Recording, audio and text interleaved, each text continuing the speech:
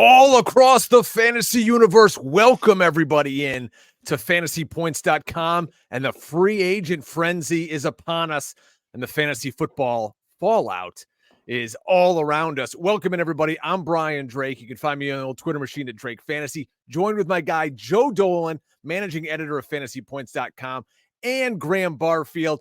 Graham, Joe, welcome in. What an incredible day to kick off free agency. We've got a lot to talk about: quarterbacks, wide receivers, and a whole lot of running backs.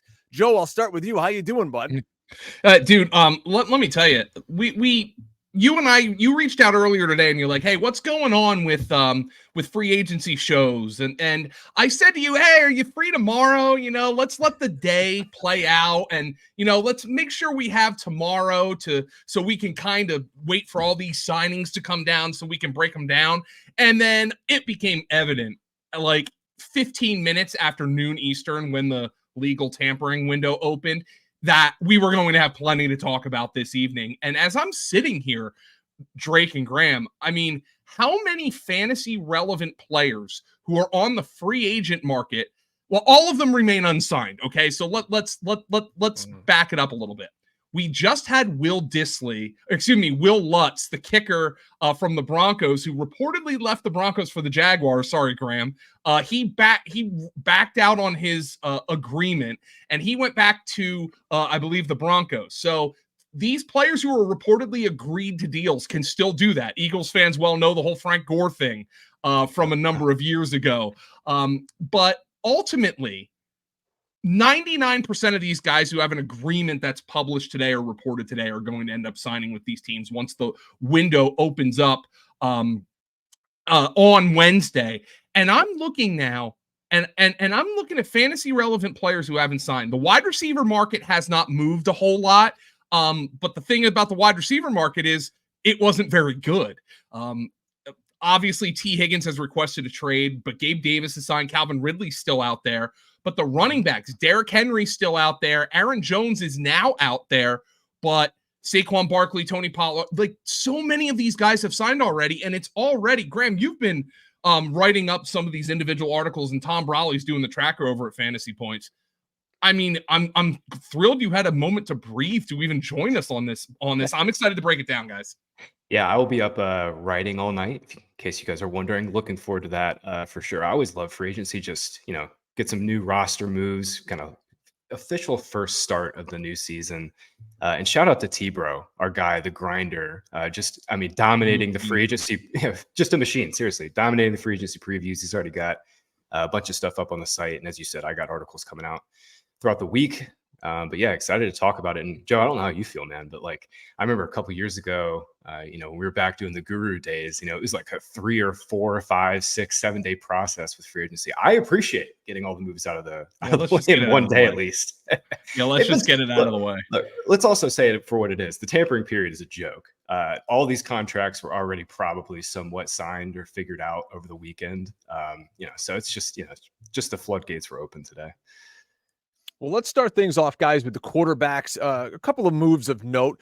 I woke up this morning and everyone's talking Russell Wilson, right? So we knew he was going to be gone from the Denver Broncos. Signs a veteran minimum contract with the Pittsburgh Steelers. Going to come in competing with Kenny Pickett. Now, everyone can crap on Russell Wilson. Oh, he's lost it. He's not that good.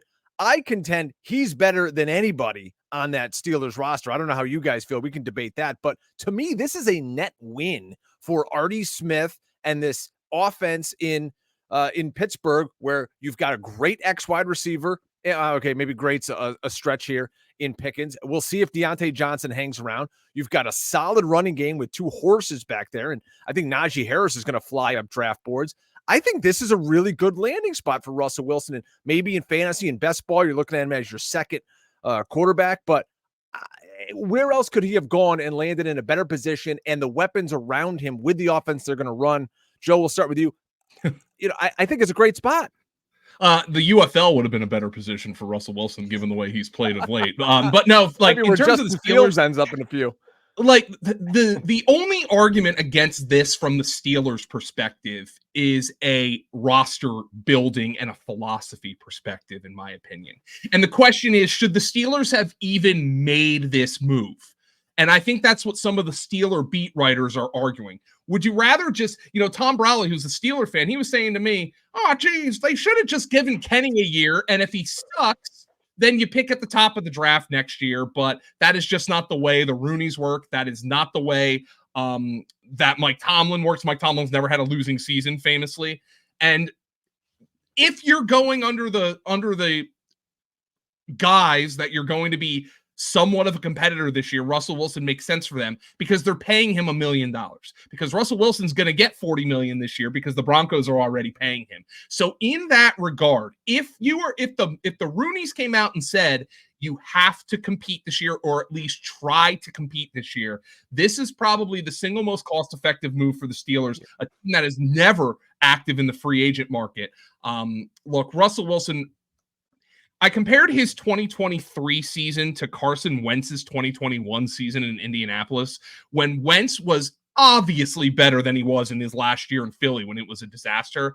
But the quality of the numbers on the surface kind of covered up some still obvious issues with his level of play.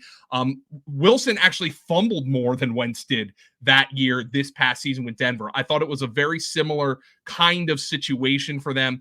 But look, I think Wilson's going to come out and they're going to be able to play big, dumb Steeler football. They are going to run the hell out of the ball. No quarterback in the NFL checked it down more than Russell Wilson last year. And they've got two good receiving backs in Najee Harris and Jaylen Warren. And I think that's where the offense is going to be built around. And, I edited Graham's article on Russell Wilson today, and I was stunned to learn George Pickens had 1,100 receiving yards this past year.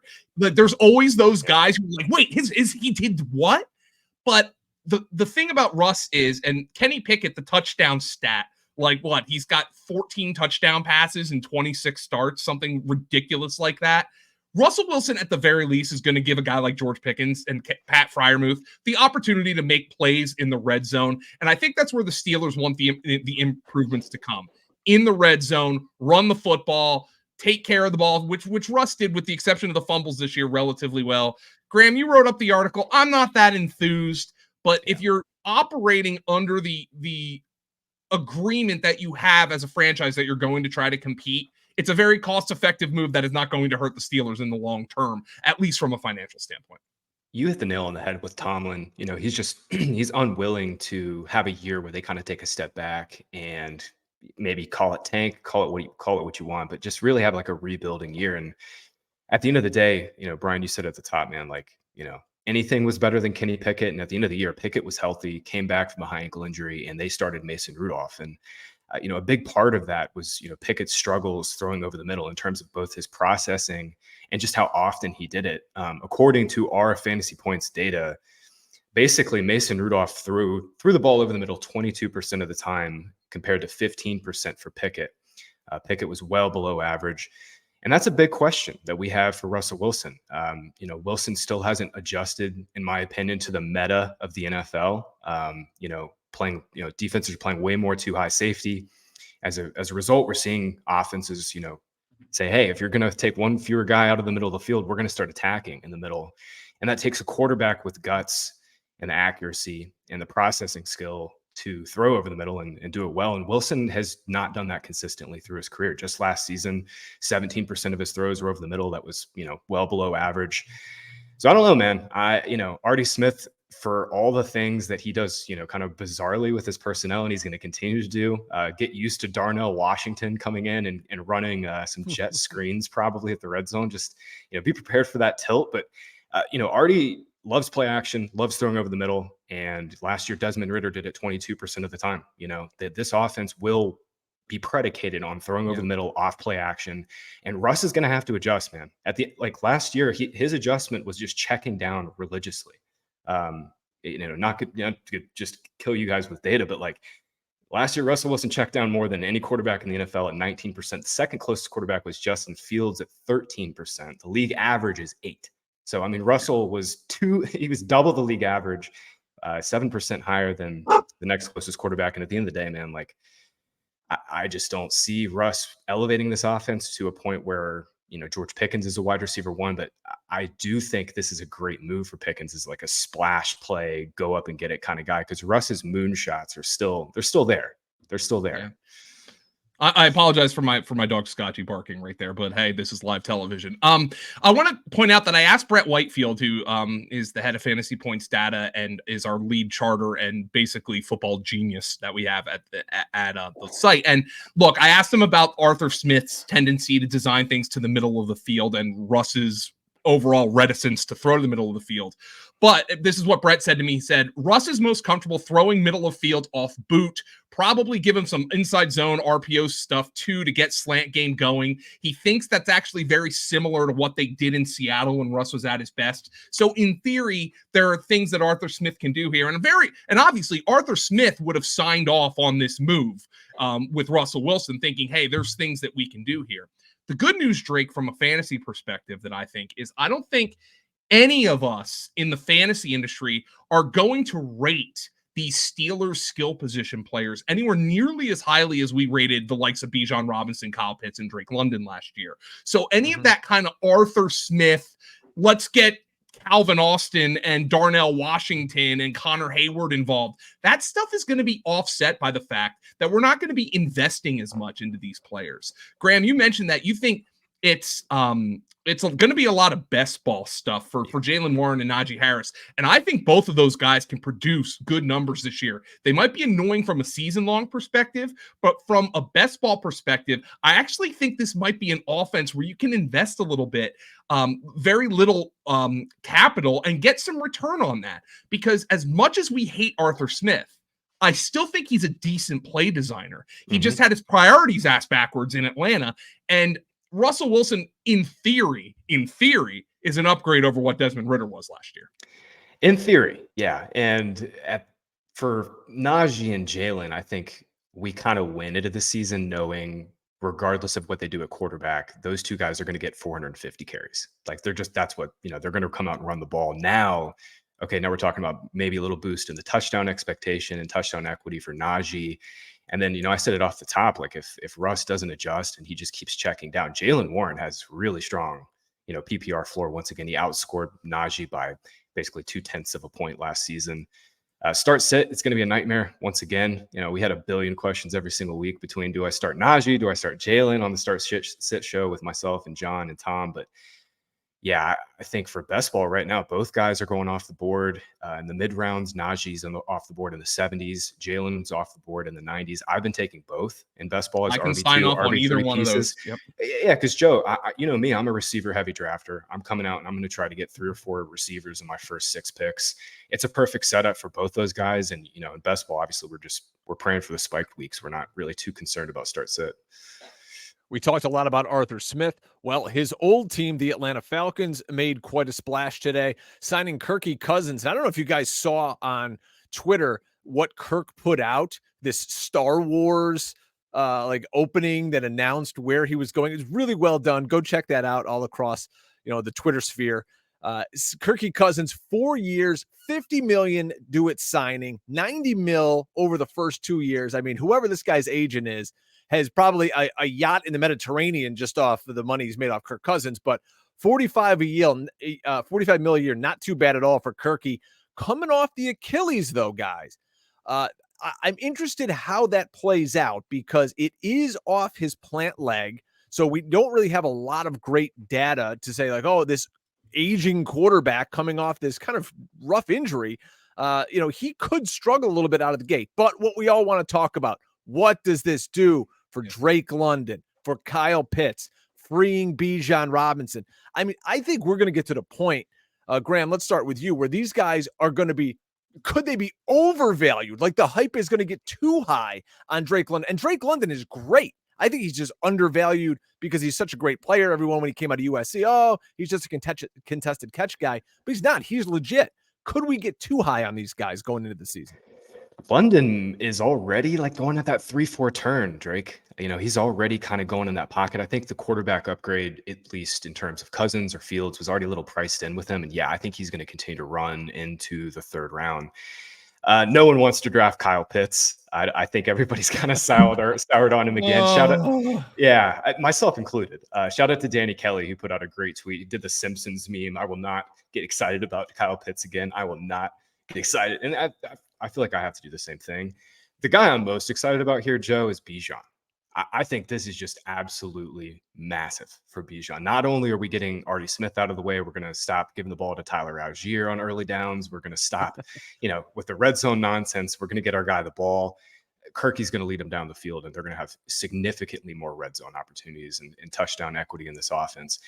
To me, this is enough to put Bijan over Breece as the RB2.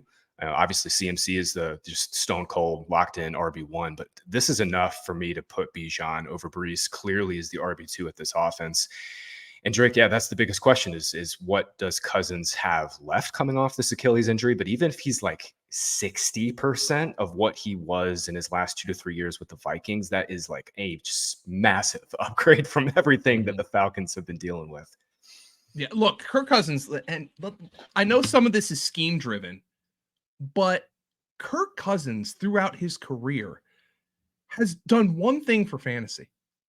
Number one, he's always produced for fantasy despite constantly being like the 10th to 14th quarterback off the board.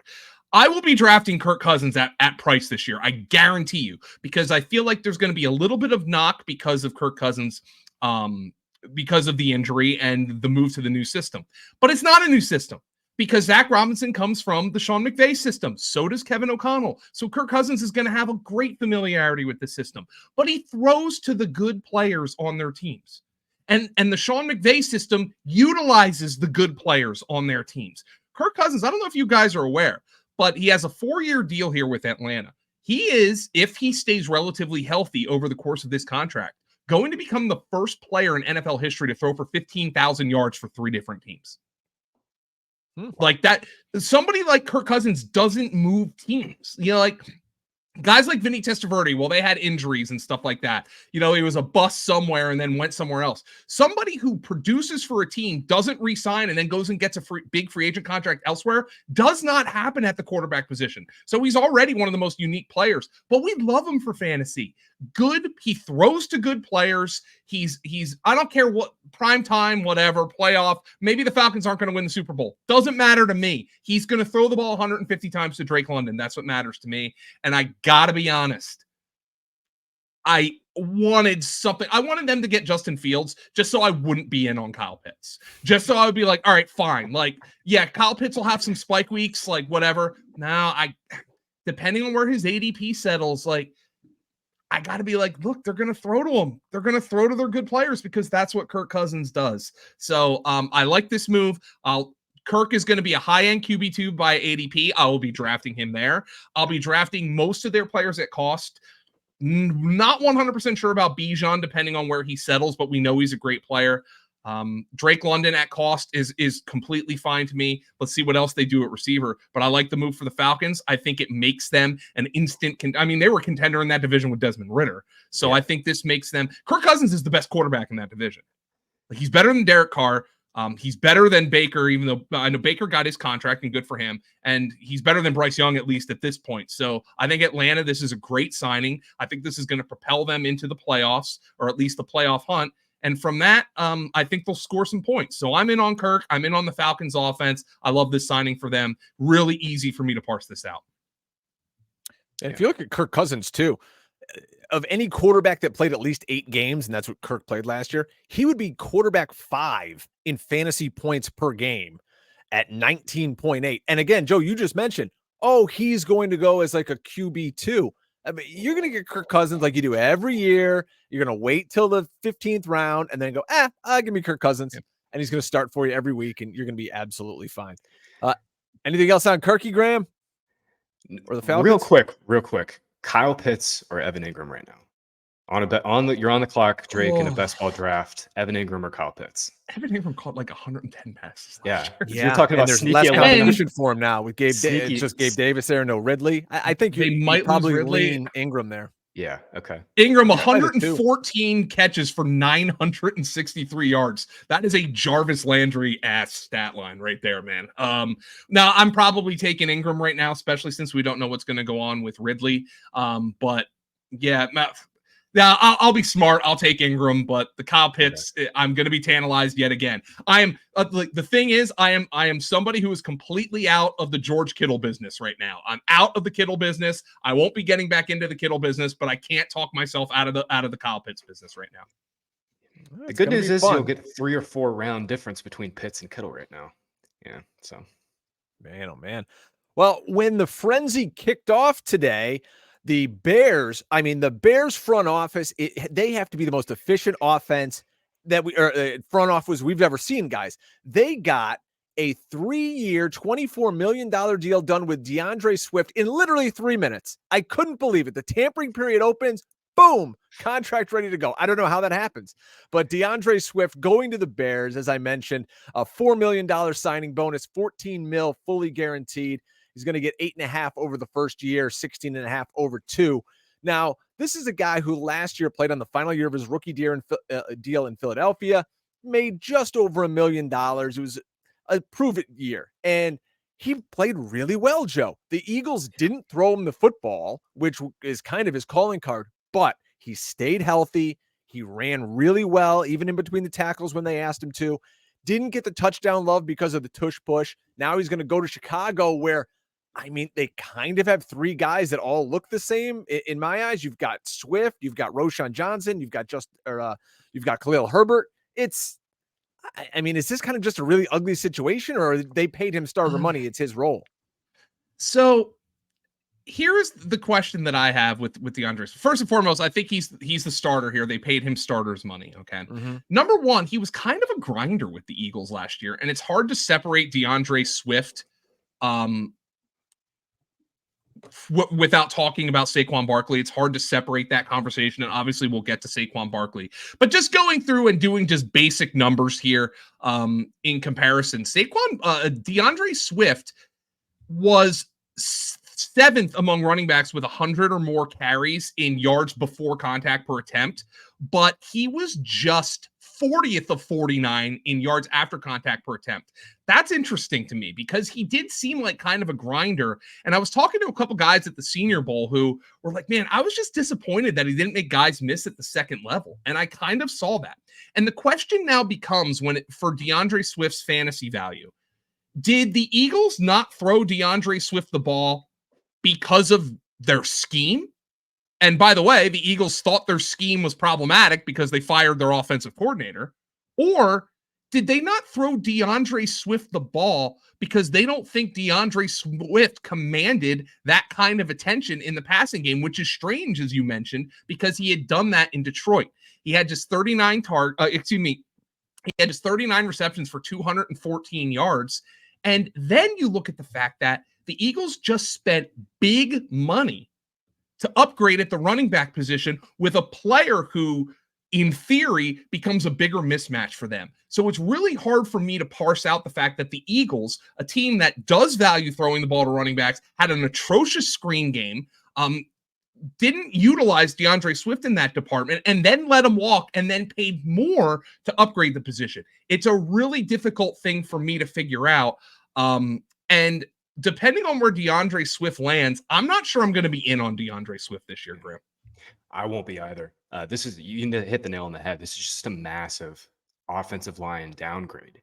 Swift, by our numbers, I split it out. I was looking throughout the course of the season. So he, obviously week 1, Gainwell was the starter. But then from that point on, there was basically no spike in yak, no spike in missed tackles force. He just kind of, like you said, he got what was, kind of blocked for him, and that got to the second level and really didn't have a whole lot of juice. And that's not DeAndre Swift from college. That is not DeAndre Swift even from some of his Detroit days. So, you have some concern that there's some skill degradation there. And then you also have some concern that Khalil Herbert and Roschon Johnson are pretty good at football themselves. Obviously Swift is going to get the ball first. He will be their 1A, but, they have 2 competent players behind him that are going to, mix in for touches at certain points in games. Obviously, the big, question here is what Caleb Williams will be early in the season. But, as we know, watching him, he is not going to be a guy who's checking the ball down all that often. He is going to be trying to make plays, extend plays, scramble. I don't see him as a check down quarterback at all for this offense. And that's going to hurt Swift too. I guess the one feather in his cap that you can make here, Drake, is that, he'll finally get some goal line opportunities. He's not going to have to be pushing Jalen Hurts' butt into the end zone.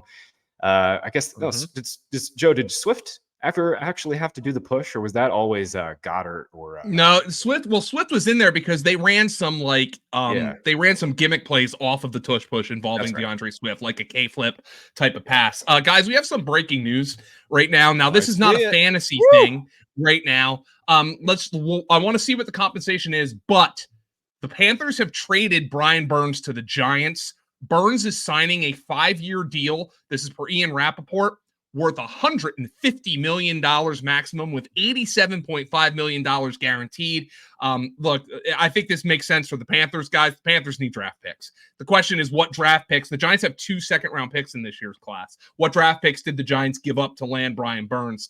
But this obviously is going to have a lot of ramifications from a fantasy standpoint for the Carolina Panthers, who are going to be loading up on draft picks here to try to build around Bryce Young. But I just wanted to get that out there while we continue the DeAndre Swift discussion. Interesting. I mean, the Giants have nobody on offense to score any points. Maybe they'll run some end arounds for Brian Burns as they fight for the first overall pick next year. Interesting stuff. Let me get you guys. Here's the question then. In fantasy, we're talking best ball, then we get later in the year in some managed leagues. Where are you comfortable drafting DeAndre Swift, and what type of roster construction do you need to have to say, I want DeAndre Swift on my team? I'm willing to click the button on him. ADP right now is like in the high 90s, early hundreds. He's going to skyrocket well into probably the 70-80 range. I'm getting Miles Sanders PTSD because I was in on Miles Sanders last year. And out of that system, I think Swift's more talented than Sanders, but and I think the Bears are going to be better this year than the Panthers were.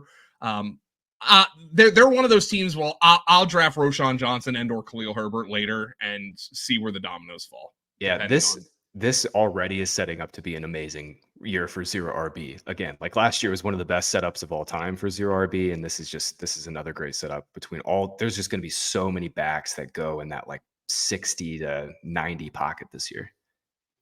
Well, let's talk about a running back who might go in the first round with all the hype surrounding him and the new offensive line and the scheme, and that is Saquon Barkley. If you listen to the 2 Point Stance podcast that Joe and I do during the season, you will probably see us this year both wearing matching Saquon jerseys. Joe, being a Penn State alum, I'm sure is excited about this, but Barkley goes to Philly, 3 years, $37.7 million, $26 million fully guaranteed. There's a max value of $46.7 million. So those numbers kind of sound big, but when you see all these other contracts going out, you're like, these running backs still aren't getting paid all that much.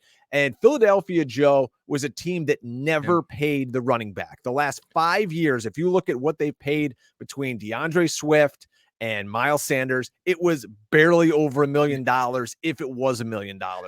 I think this money that got fused into the cap at the last minute really helped balloon some of these running back numbers, because people are like, oh, hey, now we can spend money we didn't have before and get a running back.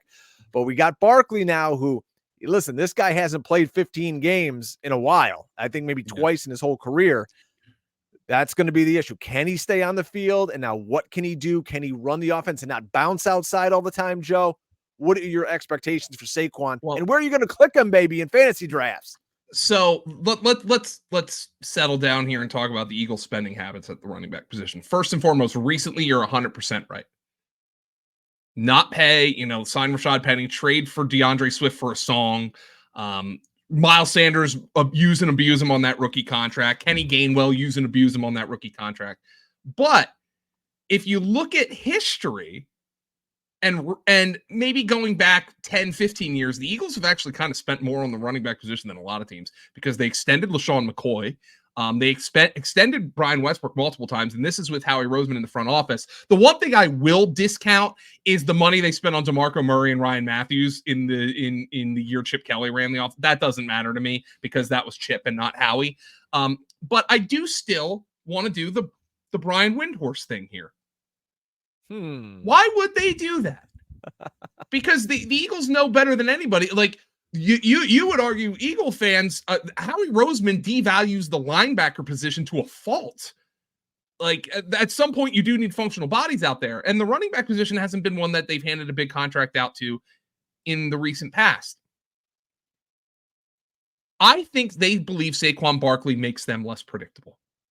And just as talented as they were last year, and I'm including Swift because he ran for 1,000 yards and was a Pro Bowler. A.J. Brown, Devontae Smith, Dallas Scott, all of whom missed some time, but still, they were too predictable. Saquon Barkley gives you the ability to be less predictable, and I think that's the key for the Eagles. They think he could be a true 3-down back. They could split him out wide, put him in the slot. They are not signing Saquon Barkley, Drake, to a $40 million contract, whatever they're paying him, to run the ball 25 times a game. That is not the player Saquon Barkley is. That's not the player he should be. Saquon Barkley should be a 10 to 15 carry a game guy, maybe 12 to 15, occasionally 20 to 25 when the game script dictates it, and you get him 5 or 6 targets per game, or at least split him out wide, get him on a linebacker 6, 7, 8 times per game. I don't think Saquon Barkley is going to be a massive volume player. Graham, if you disagree with me, let me know.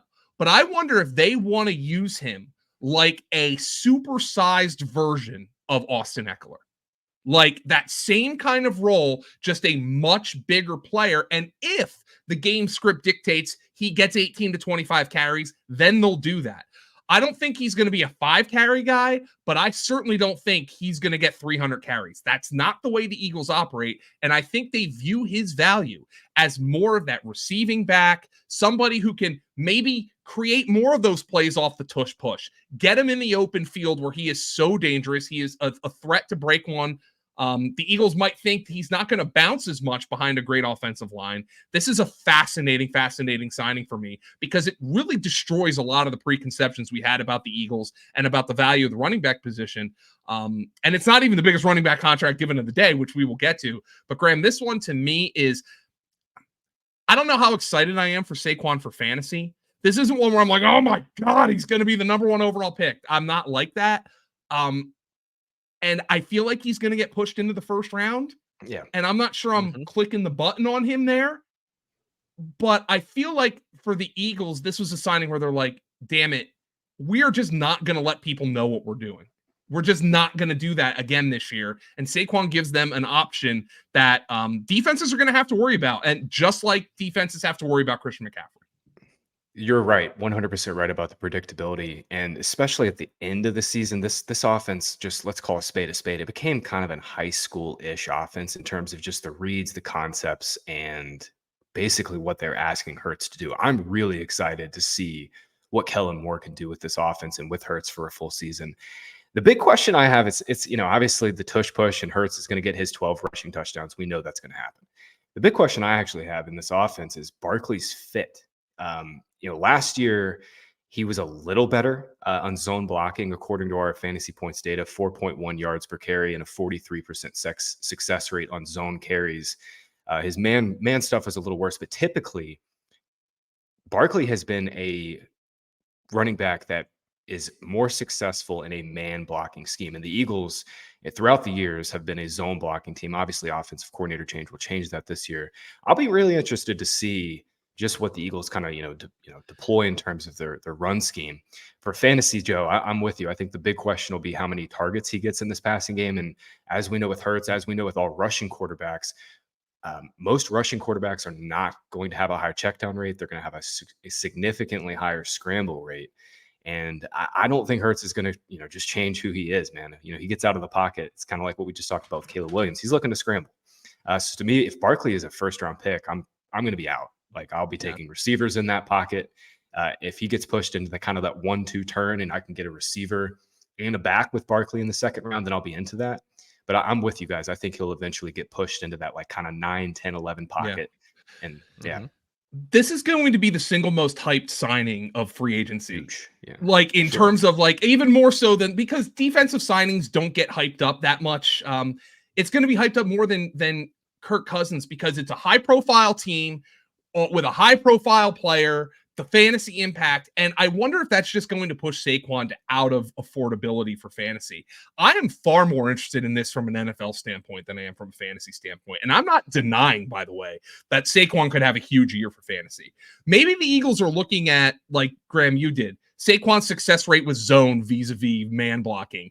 And the Eagles are sitting there and their analytics team and their coaching staff are breaking down this signing and Howie Roseman's there and they're like, I don't give a shit.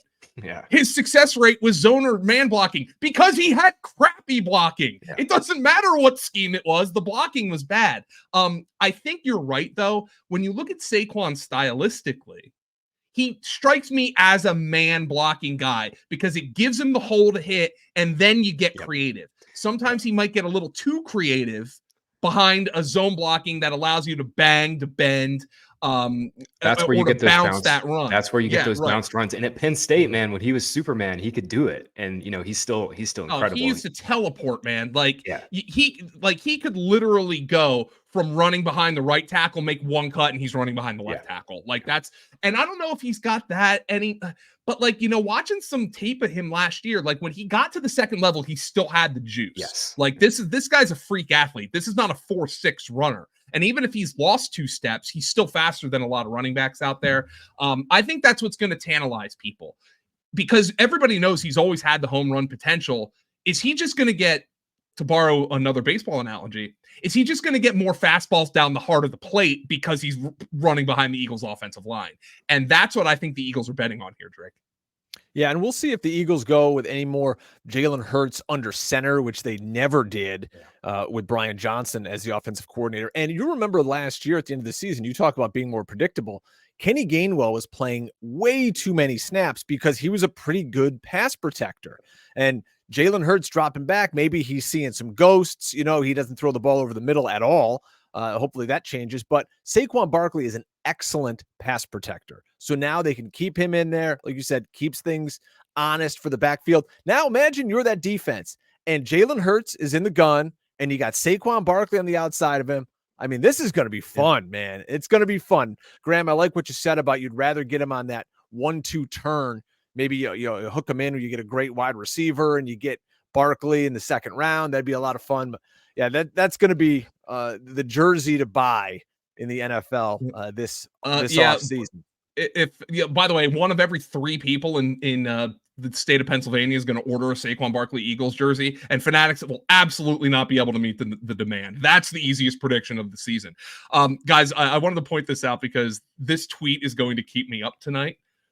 This is from Alex Nuge at Alex_Nuge or Nuge Nuge on Twitter, Nooge. This was his quote. This is going around. It's gone viral. Quote, Saquon with another 10-yard run to put him over the century mark. The Eagles are now in the red zone. And here comes Kenneth Gainwell. Oh, God. I'm like Nick Sirianni's obsession with Kenneth Gainwell was just, maybe that was an early sign that they just lost the plot with the Eagles offense last year. I don't know, getting new bodies in there and especially with the new offensive coordinator is going to be good. I'm really interested to see what work people do, not just from the fantasy standpoint, but those who analyze the NFL from a tape standpoint. I'm going to be looking at Brett Whitefield, especially for this, what they think of the Saquon signing, and maybe you can talk me into it more from a fantasy perspective. I think he's got huge potential. There's no doubt about that. I just wonder if he's going to be too expensive based on the hype and the fact that he got a really big money contract from a team that you didn't expect to give one out. If you guys are enjoying what you're seeing right now, make sure you go over to youtube.com/fantasypoints. Click that subscribe button. You're going to get all our offseason content. You're going to get all our shows. You're going to get Brett Whitefield and all of his draft prep. I mean, this guy's a machine. Make sure you subscribe to that podcast feed as well. He's doing outstanding work, and he just did a great show with Brad from Pro Football Focus previewing free agency. And the all-in early bird special still available at fantasypoints.com. Get ready for the season. We've got NFL. We got college. You want spring football? We're going to be breaking that down for you as well. It's all there at fantasypoints.com. So Saquon Barkley leaves New York, and we don't have to spend a lot of time on this one, but Devin Singletary is on his way to New York. So Singletary is going to take over, we would assume, the lead role for the Giants. Not that that's very awe-inspiring, but he was pretty good last year. Nearly 1,000 yards for the Texans, leaves a hole for the Texans that I don't think Dameon Pierce is going to fill. So quickly, we'll just go around. Graham, start with you. What do you think of Singletary coming to New York? And then what do you think of Singletary leaving the Texans?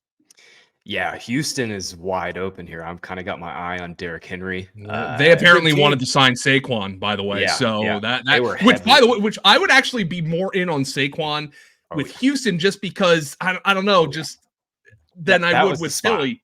That was the spot, Joe. That was the spot to really, like, I think, get back in. Well, Derrick Henry could go there.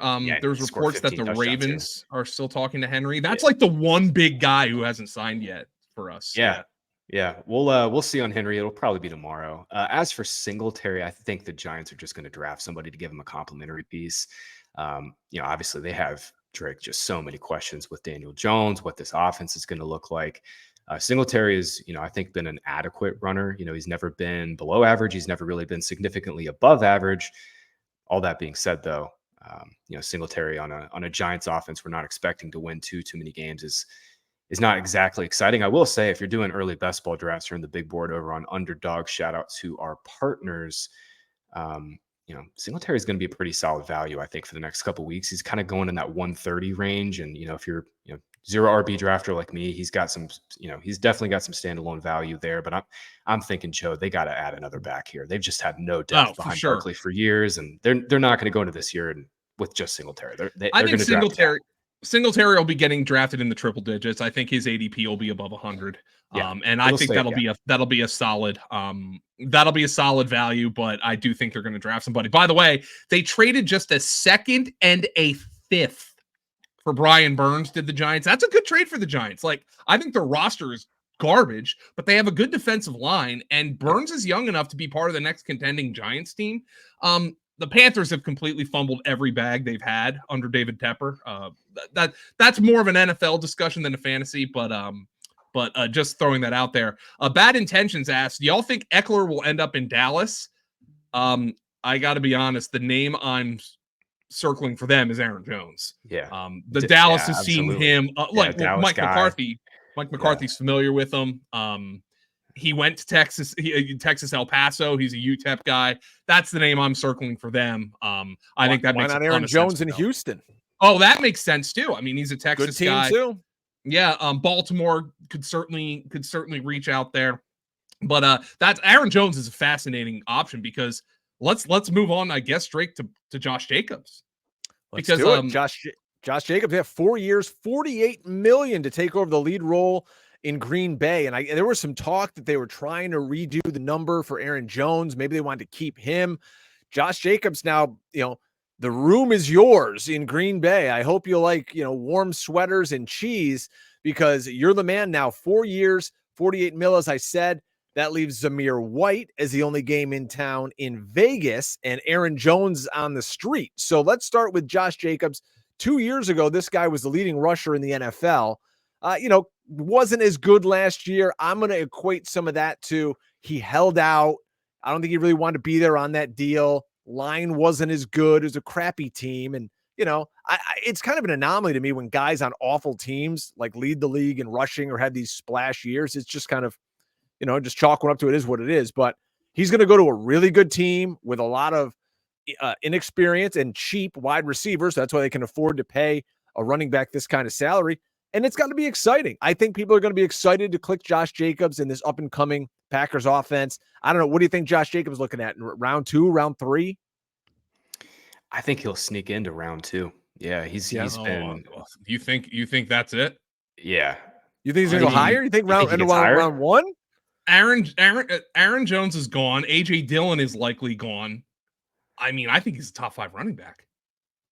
They like to run the ball. I mean, I think that offense, the Matt LaFleur offense is excellent. Jordan Love had a great end of the year. Man, would you take Jacobs over Barkley? Because I think I would. Yeah, I could see it. I wouldn't I fault think I you for would. doing it. And It's a from coin flip, I think. from a fantasy perspective, I think I would. Graham, you're our resident Jacobs lover. You've loved him since he came out. And I think it's taken a little bit of time for him to kind of get to that level. And maybe he creeped back a little bit towards what he was, but man, I kind of feel like I'd take him over Barkley. Like, I just think there's less competition there in that backfield, and maybe they draft somebody, maybe they bring back AJ Dillon or something. I don't know. Yeah. But no Jones. They just signed Jacobs to a big deal.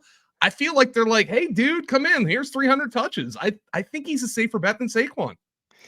It'll be interesting to see where he does shake out. Obviously, there's risk, right? Like, he has the massive 2022 season, 1,600 rushing yards. The efficiency is incredible. Like, I mean, just absolutely bananas good efficiency. According to our fantasy points data, I mean, last year, Josh Jacobs, now 2 seasons ago, 3.2 yards after contact per carry. Last year, he fell down to 2.3, so nearly a full yard drop. There's a history. You go back through the backs that have had 280 carries, and then their following year, pretty much all of them drop off in terms of their fantasy efficiency, their overall production. I think that's just the year-over-year effect of having just a massive workload. If he can refine the form, I'm with you. I think he can push for top 5, but to me, I'm a little lower. I think it'll be like low-end RB1 for him. Obviously, the big thing for Jacobs throughout his career is he's passing down roles just kind of come and gone. He came out of college. I thought that was like the one thing he really was going to excel at. But rookie season barely gets involved, and kind of second year not super involved. Got the workhorse role in 21 and 22, and then last year the wheels kind of fell off there with Vegas. The big thing working in Jacobs' favor vis-a-vis, to steal a line from you, Joe, last year's this Raiders offensive line was awful. I mean, they were bottom 3 in most of our yards before contact metrics and PFF grids. I mean, they were atrocious. So Packers and the floor-led offense is going to be a significant schematic boost for Jacobs. But I'm the Josh Jacobs stan, and like pretty much everything I've said about Josh Jacobs take with a grain of salt. But all of that being said, like I'm still kind of going into this with a little bit of concern here, just after the season and how bad it was for him. Let me throw in some optimism from John Hansen. He just texted me, so he must be watching the live stream. He has done his initial Josh Jacobs projection. Just like an initial, I love John. After all these years, he's still like Josh Jacobs. The contract isn't even signed, and he's doing an initial projection. His initial projection has Josh Jacobs with 282 fantasy points in 15 games, the equivalent of what would have been the RB3 last year. Woo! So I think John's super high on Jordan Love. John has Jordan Love as like his 4th dynasty quarterback, which is, I think, as high as anybody in the industry. I totally understand being super high on Jordan Love. I think their offensive line is good. As you mentioned, the Raiders line was crappy. I can see, I just feel like there are fewer pitfalls to Jacobs in Green Bay than there are to Barkley in Philadelphia, strictly from a fantasy standpoint. I already told you, I think I like the Barkley signing from a football standpoint, but from a fantasy standpoint, I think Jacobs is a lot smoother analysis for me. Joe, you want some more breaking news on the pod? We're breaking it out. Austin Eckler signs a 2-year deal, or plans to, with the Washington Commanders. Per Adam Schefter. Well, they lost Antonio Gibson. Yep. To the Patriots, which Graham was vomiting about that because of the Ramondre. Austin Eckler now, I mean, isn't that kind of what he is right now, guys? He's going to be the lightning complement to Brian Robinson there in Washington. And Dan Quinn, they're going to have a rookie quarterback. They're going to run the ball. And they're going to have a check down option. I'm just saying this is another backfield committee. We get, Tajay dies. We'll talk Tajay and Tony Pollard here in a second, but this is just committee, man. This is going to be another committee where this is the worst type of committee too, because it's a, kind of bifurcated committee where there's 2 clear roles. B-Rob will be the early down guy. Eckler will be the passing down guy. And neither of those 2 guys are going to get each other's fantasy points. But do you prefer that to something like Bijan and Algier last year, where it's just like, it's his turn? Yeah, that was that was just pure stupidity, though. It's just Artie Smith being Artie Smith. Eckler, if he's the passing down back on a crappy team, which the Commanders probably would be the worst team in the NFC East, he could have a really nice PPR role. And, everyone, he's old, he's shot, the Commanders stink. Someone's got to catch balls. We'll see who their quarterback is. And maybe he's still going to get some carries. It's not like he's never going to carry the football again. Who knows, man? That's a guy in best ball who you're going to get in, I don't know, the 11th round probably now, because nobody wants to touch him. And he's going to catch, 90 balls for this Commanders team. That's optimistic, I think, but I actually kind of like this from a fantasy perspective. Like, I'm not going to be drafting Brian Robinson a whole lot. Like, I like Brian Robinson, but I'm just not going to be drafting him a whole lot. I think that's the biggest takeaway for me, Joe, is I'm now completely out on B-Rob. I like him, but we liked B-Rob last year. That worked out all right as like an RB3, cheap RB3, but with Eckler there. Real quick, Drake, you mentioned the contract. So 2 years, basically he gets $4.8 million this year. He's going to get a $3 million signing bonus. $4.8 million. So great deal on the Commander's part. If he's, listen, he had the high ankle sprain in the middle of the year, but if he's got his form back, like this is an incredible value contract for them. Anthony Lynn is their run game coordinator. Obviously, he was the head coach with the Chargers, so there's some familiarity there as well with Anthony Lynn. So Austin Eckler, I actually think that's a decent signing for the Commanders. Like having a veteran like that. We talked to Trey Camberling and I talked to Eckler earlier this year. Obviously, he does the podcast with Matt Harmon. Just a super, super intelligent guy who has a wonderful head on his shoulders. I also think that's a good guy to have around with a new head coach. You're going to have a rookie quarterback. I just feel like that's a good guy to have around for the Commanders. So, but when you look at this running back market and what kind of money that Swifters get, obviously Saquon and Jacobs, but you look at the money Swift's getting, Tony Pollard's getting, we'll get to him, even what Antonio Gibson has gotten kind of tells you where people are with Austin Eckler right now. And unfortunately for Eckler, it feels like he just had the worst year of his career at the worst possible time because this offseason's the best offseason financially in a long time for running backs.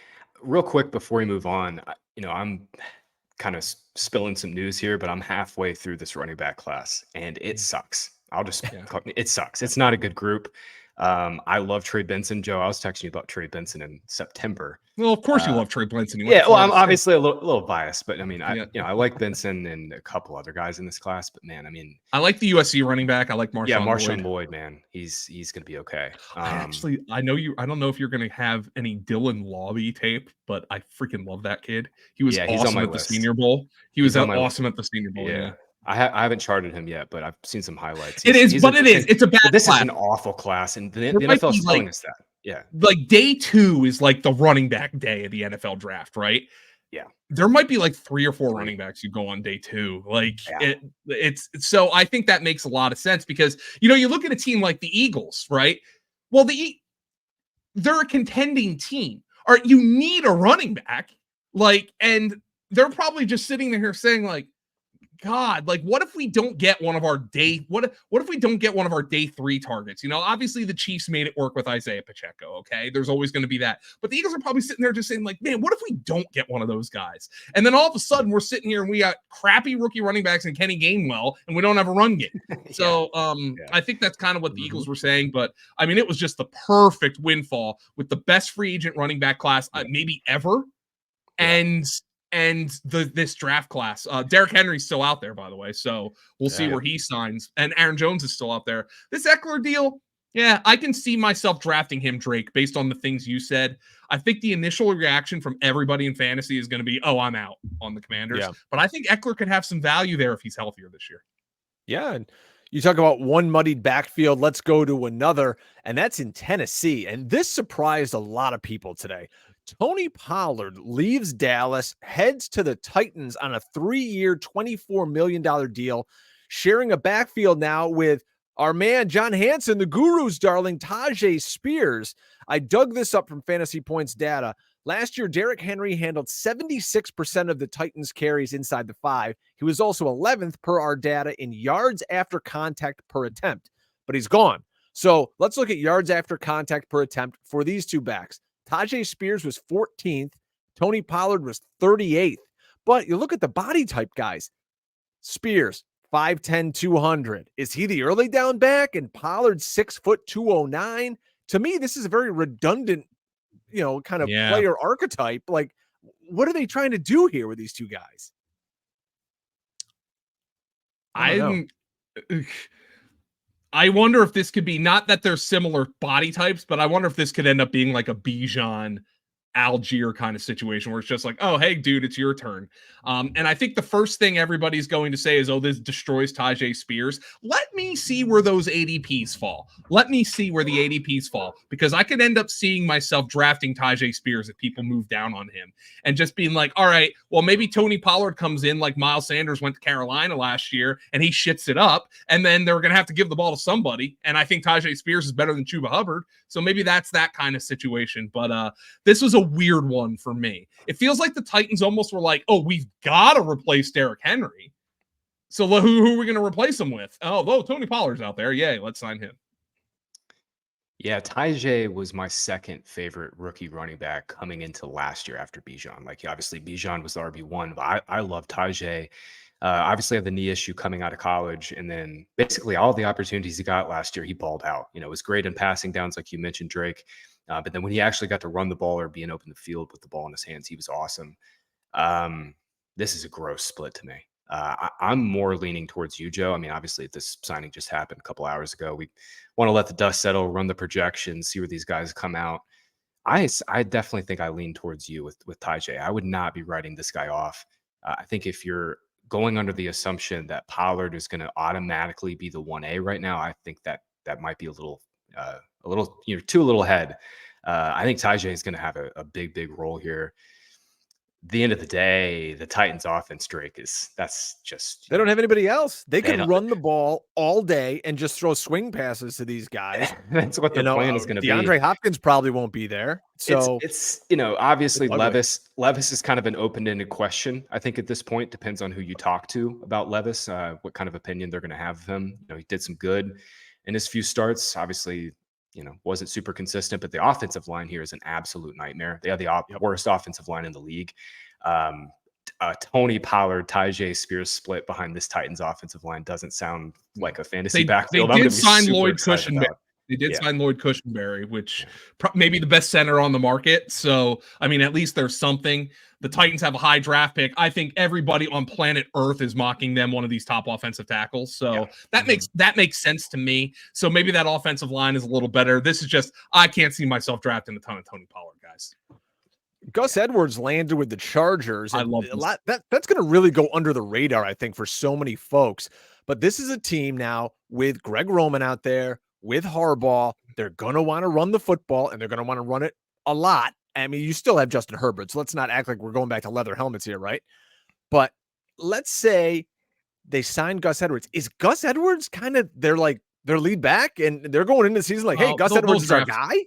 We'll draft they got to draft somebody, right? Never, again, talking about mocks from everybody. Everybody has Blake Corum going to them in the second round because of the Michigan connection and because Jim Harbaugh. That's the way Jim Harbaugh wants to play. But I said this, and I'll say it again. Gus Edwards was one of my most drafted running backs last year. It was a great pick. Given Baltimore having a great offense, he scored double-digit touchdowns. If he's a 16th round pick on Underdog Fantasy, again, just sign me up. He'll be on 30% of my teams on a Jim Harbaugh offense. They're apparently entertaining trade calls for Keenan Allen and Mike Williams. So don't underestimate the fact that they might want some leather helmet action here, Drake. Justin Herbert's going to throw the ball 8 times a game. They're going to be the 8 best throws you've ever seen in your life, but he's going to throw the ball 8 times a game. Now, Gus Edwards, I think this is a good signing. I mean, he got 2 years. He's familiar with Greg Roman. This is the kind of thing where you're like, oh, God, I don't want to draft Gus Edwards again. And then all of a sudden you're looking up on week 1 and Gus Edwards is getting 10 carries. And you're like, I'm Gus Edwards. Is the leather helmet powder blue? Because that would look sharp. Oh, baby. That would look great. We need that. With Gus Edwards in the powder blue, no chin strap, just cracking heads. They're going to draft it back. I will guarantee it's going to be a good back because the Chargers throughout the years have been absolutely garbage at taking their day 3 and day 2 shots on running backs. So, Harbaugh and Roman, man, they're going to scheme up a pretty sick run game. And, it might be 8 throws a game for Justin Herbert. He might have him on that JJ McCarthy diet, but I think Chargers offense is going to take a significant step forward this year. And Gus Edwards is going to be a thorn in our sides, guys, for another season here for goal line role. I won't mess with the Charger running backs in season long, but give me Gus Edwards in best ball, baby. Like, just give him to me, because, like, I don't know, this is the kind of guy, he's one of those coach's pet guys. Like, I talk about Samaje Perine in that regard, and I think Perine's a little more versatile, but like we can say it all we want. Like, oh my God, they can't use Samaje Perine. Yeah, but coaches love guys who go forward, don't fumble, and pass protect, right? The coaches love those guys. Jim Harbaugh is a coach who is going to have guys who you're like, well, does he go forward? Is he going to get me 1 yard at the goal line when we need 1 yard? Then give him the freaking ball. That's what Jim Harbaugh is going to see with Gus Edwards. And obviously the familiarity with Greg Roman is important here as well. We'll touch on this last running back quickly, and that is Antonio Gibson. He's leaving the nation's capital, and he's staying on the East Coast, though. He's going to be a New England Patriot. Interesting move, because you've got Ramondre Stevenson, whose forte is kind of in the passing game. He's really good at that. He had 51 targets last year, but he's a very adept pass catcher. Now you've got, here comes Antonio Gibson, and of course, everyone's heard the stories. Oh, he ran out of the slot in college. So now he's not going to be there to run the football, because he's shown that he's not really that good at it. So is he just going to nuke the value of Ramondre Stevenson from a team that already stinks and probably won't have that many chances to score to begin with? We have a fan in the chat, Josh Coons, who I think is a Patriot fan, and he is just absolutely disgusted that we're talking about this signing, because he does not like it at all. The Patriots might just be one of those just ignore them offensively kind of teams. Although if they no matter who they land at 3, whether it's Jaden Daniels or Drake May, it's going to give them a lot more excitement than Mac Jones offensively. And maybe there's a little bit of factor where we're just recoiling a little bit, because nobody was in on the Texans offense last year, and it was like one of the dead nuts fantasy offenses. I don't know, man. This is a Zeke replacement, I guess. This is a Ty Montgomery replacement. They cut Devontae Parker and re-signed Kendrick Bourne, so they have their receivers are god awful. It just hurts Ramondre more than anything to me. But this is like, he got, I think, more guaranteed money than Eckler got. So yeah, I mean, that hurts for Eckler, but I think they view him as a player who has some untapped potential. I wonder if they view him as, oh God, you're going to kill me, but do they see some Debo potential here? Like, not like produce like Debo, but jet sweeps, mismatches. Maybe that's the kind of player they view him as. He was that in Memphis, obviously converted receiver, was really explosive in the open field in college. And we just, we've seen it in bits and pieces, but as you mentioned, Drake, he's not going to be a guy they're going to give the ball to, on the ground 10, 12 times. This does really hurt Ramondre's role in the passing game. Last year Zeke and Stevenson started splitting, especially at the end of the year. But Stevenson had still had a 50% route share. That was RB9. Travis Etienne, Tony Pollard, Jahmyr Gibbs were just slightly ahead of him in the low 50% route share range. Gibson is going to take third down roles. He's going to take that third down role. And the big question to me is just, how big will his role be on the early down stuff in their passing game? And if they do view him as a mismatch, kind of, maybe somebody you can move around the formation, they're kind of scheming a few extra targets for him. Yeah, it's really going to hurt Stevenson in PPR. Joe, you and I were all over Ramondre's breakout 2 years ago, and we had him on a bunch of teams. And thank you, Andrew Callahan. Yeah, thank you, Andrew Callahan, for sure on that one. Shout out to Franchise Focus.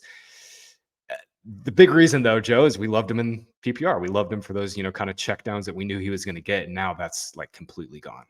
And if they draft Jaden Daniels and they start, running or Drake May, both of those guys are runners. I mean, Daniels obviously to a different extent, but wow. We'll see. Zeke Elliott, remember, Zeke Elliott caught 51 balls last year.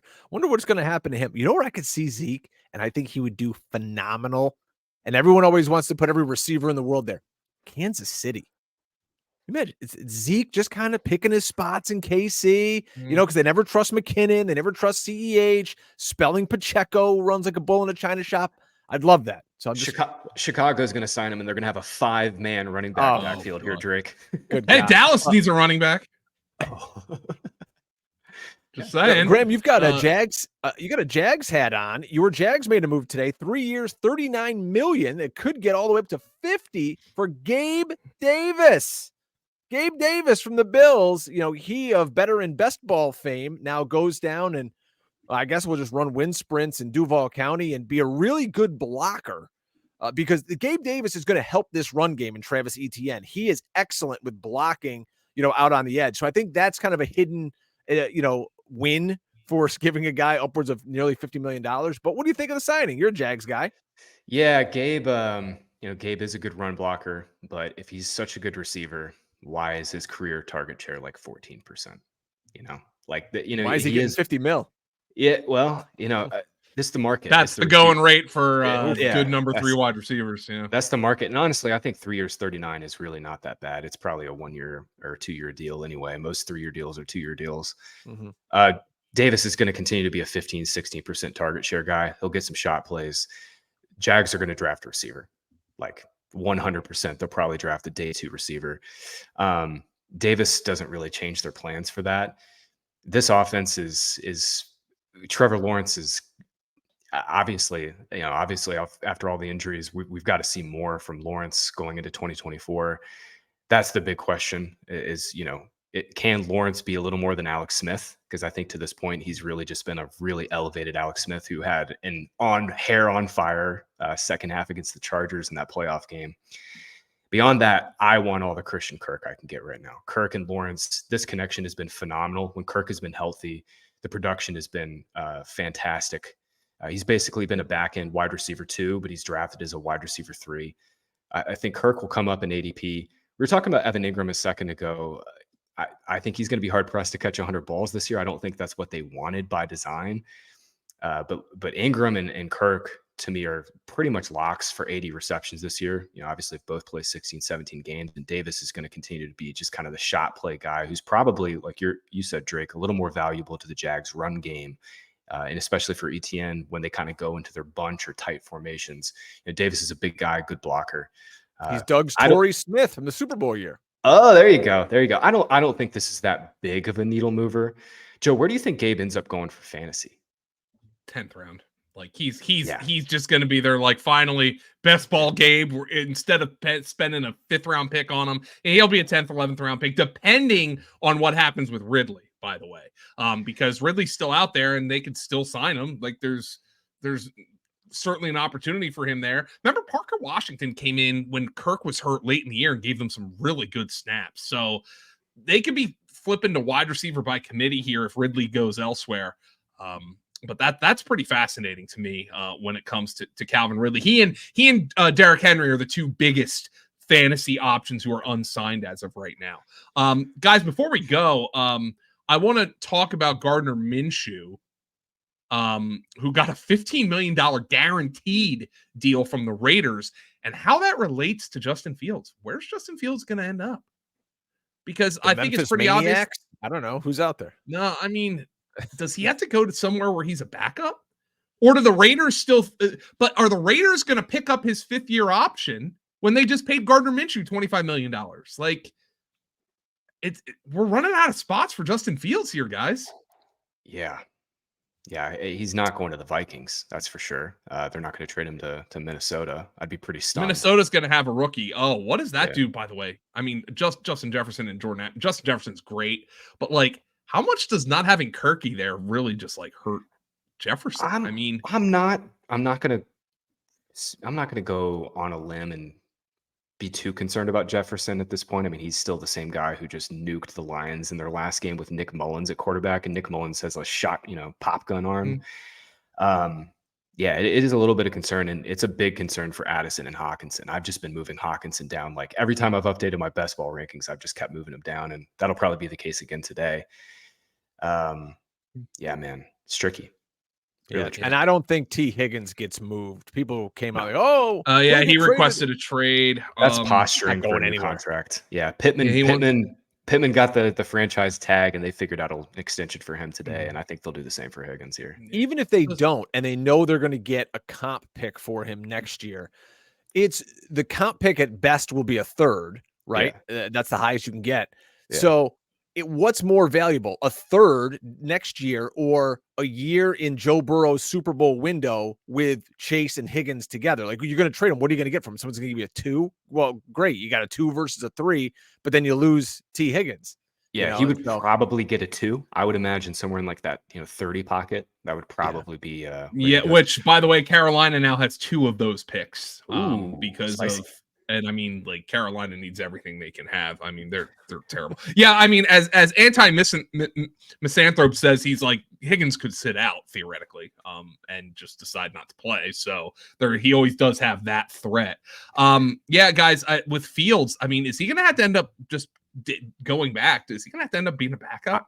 I think right now what's most likely is he ends up just staying in Chicago, and they try to move him in maybe in the season. Yeah, that'll be awkward. Tough. Or he just waits until there's an injury, because a team that's bringing in a rookie isn't going to have a guy who they need to make a decision on next year with that 5th-year option, because they're going to want to develop the rookie. They don't want, oh my God, we drafted this rookie in the first round, and now we're going to have to make a decision between him and Fields. I think he's just going to have to wait, see if somebody gets hurt, maybe a place like, who knows, like Seattle or somebody like that with kind of a meh quarterback situation, but we'll see. This was a really fun show. And if you're watching, listening, if you're on YouTube, hit the subscribe button. If you're on Twitter, make sure you're giving us a follow. I'm at Drake Fantasy. Joe is at FG_Dolan. Graham is, of course, at Graham Barfield. The site itself is Fantasy PTS. And don't go anywhere, folks. We are going to have content all off season long from the guru, John Hansen, from Scott Barrett, from Joe, from Graham, the grinder, you name it. It's out there. It's going to be phenomenal. Gentlemen, thank you. Great work here, as free agency truly is a frenzy. Anything else you guys need tonight, or you're good? I need a drink. I need to eat something. I had a can of soup for lunch after treating my body like crap for a week, but now I'm starving, so I need to go eat something, guys. And hopefully we'll get some Derrick Henry news tonight. That'll be interesting. Yeah, I'm going to get some food here too. Beautiful job, guys, though. Keep following the free agency tracker over at fantasypoints.com, and we'll see you guys down the road for the 2-point stance.